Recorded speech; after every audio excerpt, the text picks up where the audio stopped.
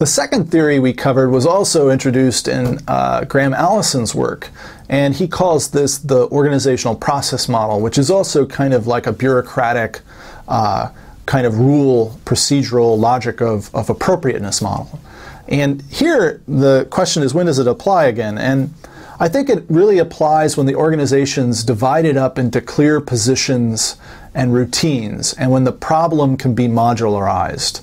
That means it can be broken up, and different units within the organization or different organizations that specialize in that kind of sub-problem can handle it, and they have particular routines or procedures in place for doing so. Now, the general argument for the organizational process model is several steps here, which is first you divide up the problem. So anytime you get a problem, like Kennedy did, he would divide up this potential for Armageddon, say, as having multiple components, right? And then he coordinates and activates organizational actors who have special capacities that are situated in subunits or in different organizations that have in place standard operating procedures that apply to these sub-problems, right? And then you align, you match those sub-problems to those units, and then you conduct sequential attention to your objectives, that you make sure with each step of the sub-problem it gets solved, and that it's being resolved by the available routines. So that's a general argument of an organizational process model, and what you would see if you were to apply or recognize it in a firm that you're studying. Now, the dominant pattern of inference here, or the main means by which decisions are made and organizational action comes about, is that you're queuing appropriate standard operating procedures that link or match particular problems. And that when you do this, the action will be path dependent, meaning that it has inertia. The individuals and the team follows that standard operating procedure. So that's the general inference. It's rule following and bureaucratic. Now, as a manager of this, you really want to know the standard operating procedures of your firm, which problems go with which units, who queues them and controls them in those positions. And then you really want to think about improving the rules so that they match better with the problems. You really want to manage positions and standard operating procedures, that you drill, that you practice those things, and you're prepared for a variety of them, and that you know that you have a good filing system and you know where to go in times of need. The third theory of the quarter we encountered in both weeks 2 and 3. It was introduced as a bureaucratic politics model by Graham Allison, and then later by Hula as a and also James March as a coalition theory, a theory about how coalitions form within organizations or across them. So the first question is, when does this theory apply again? And I think coalition theory applies when there are multiple actors with inconsistent preferences and identities, and none of whom can accomplish a task or accomplish a goal without the assistance of others. They have to pool things. They have to come together in some fashion. Now, the summary or the basic argument of coalition theory is that the participants involved occupy different positions, and they have parochial interests.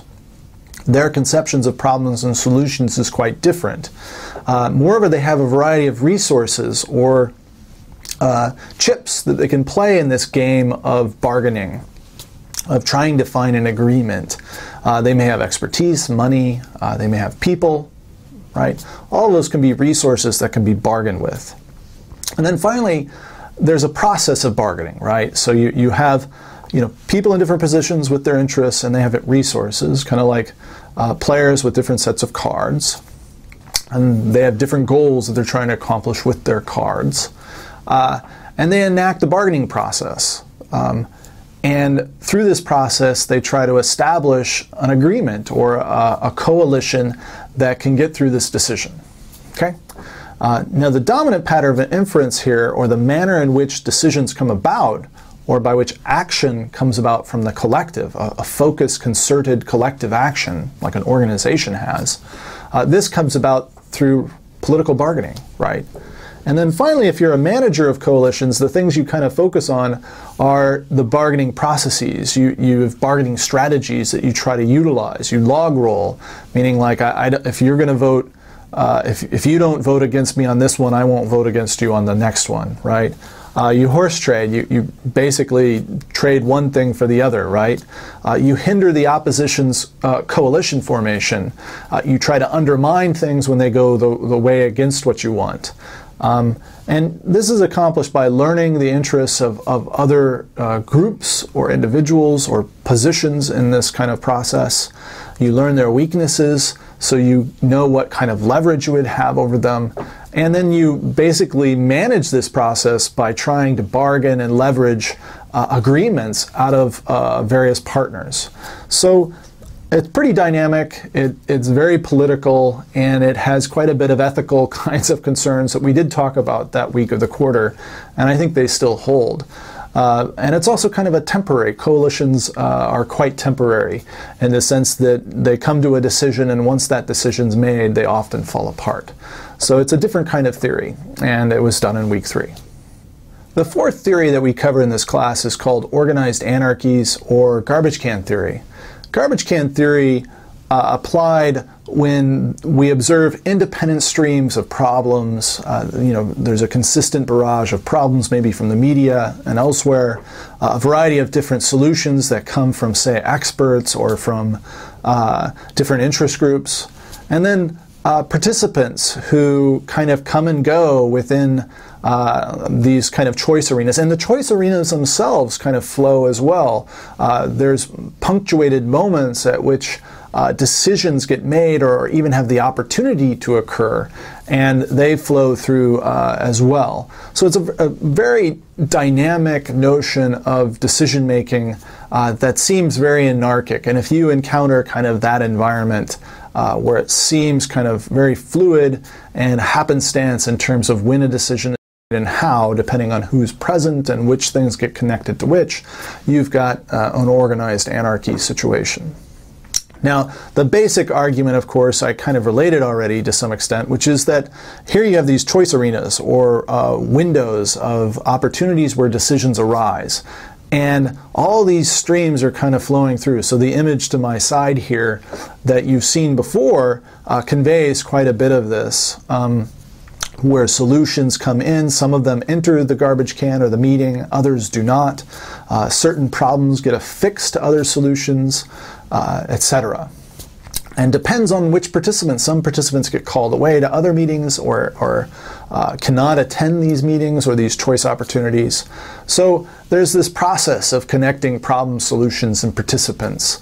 And they have deadlines, right? So often we don't cover everything, and they're full of bounded rationality, ambiguity, all kinds of things that make it closer and closer to a real decision context and all of its glorious messiness. The dominant pattern of inference in the case of this theory was that it really came about, the decision itself and organizational action, from the collision of these streams in the can. You shake up the garbage can, and whatever is connected to each other or glommed to each other is kind of the decision. And so it's kind of got this anarchic kind of chance-driven, to some extent, or at least contingent model of decision making.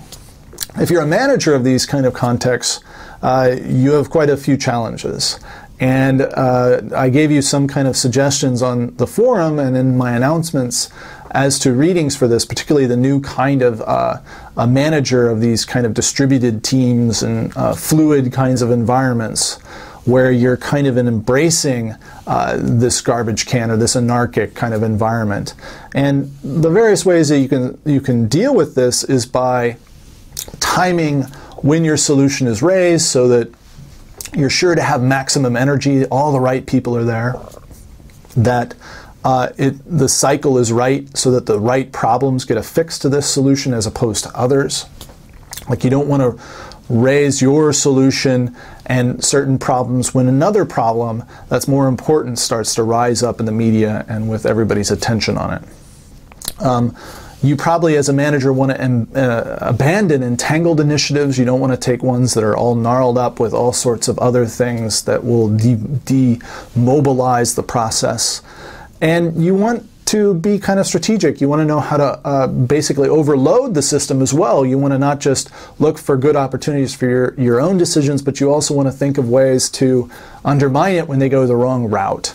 And so here, you can think of things like access and timing, where you place things in an agenda, and on it goes. And last, if you really fully embrace this kind of strategy as a manager, you want to think of meetings very differently, not as places to accomplish decisions, but perhaps to get observations and understandings of each other, where all too often decisions just aren't made, or at least minor ones, and many are tabled. And that kind of perspective will probably help you as a manager in terms of thinking of it as a sense-making process, one of constant anarchic procedures, but ones in which we get to understand each other and have more buy-in from participants who feel like they have a say in the process. In the 5th week of the course, we talked about organizational learning. And for many of you, this seemed like an ideal model of organizing, because it really applies well when you have an organization that has clear feedback loops, seems to adapt routines so that people learn practices, knowledge, they have real knowledge about implicit processes, that they remember what works, right? That they have kind of an organizational intelligence where, adaptation and experimentation is valued, so that the firm is constantly trying to actually apply things in novel ways and learn from its success and failures so that it can continually improve upon its performance. So it's a learning organization. And so for a lot of us, it was like, wow, this sounds like an ideal kind of theory and organization. Now, the basic argument of this theory is that you can accomplish decisions and action really by focusing on the actual practices and the effort to continually improve those practices.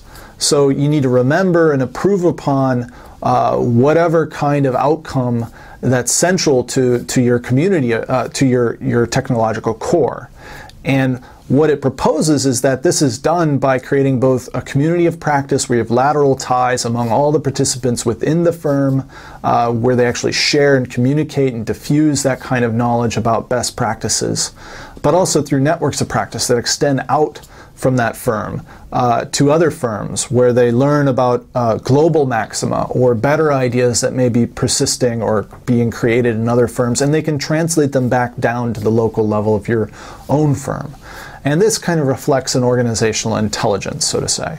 And so that's the general argument, or at least the outlook of this theory in a very coarse caricature. Now, the dominant pattern of inference, or the way in which action actually comes about through this theory, is that you inspect practice, you assess its returns to the organization, and you do all this through this constant iteration of interaction in the community of practice that's local collaborations, as well as these kind of external network searches into the environment. And as a manager of such a firm, the kind of things you want to do to encourage this kind of behavior is to create lots of lateral ties between the workers so that knowledge gets passed and transferred more quickly. A lot of you remember the case of the Xerox workers, where having them sit by each other at the same desk next to an expert was a better way of diffusing that kind of practice, that knowledge, expertise that wasn't readily accessible through a manual of rules. In addition, another way to do this is to create organizational memory through all kinds of, say, even a website, a listserv, or what have you, a catalog. You can also do other things like create applied social learning experiences where you send people off for professional development as an entire team, where they actually apply, simulate, role play a variety of the same practices. And then last, you want to value improvisation. You want to make it so that kind of communication and knowledge sharing and constant discussion and reflection on practice is nurtured. And if you create that kind of context in theory, you will have kind of a learning organization. So that's the general gist of this theory.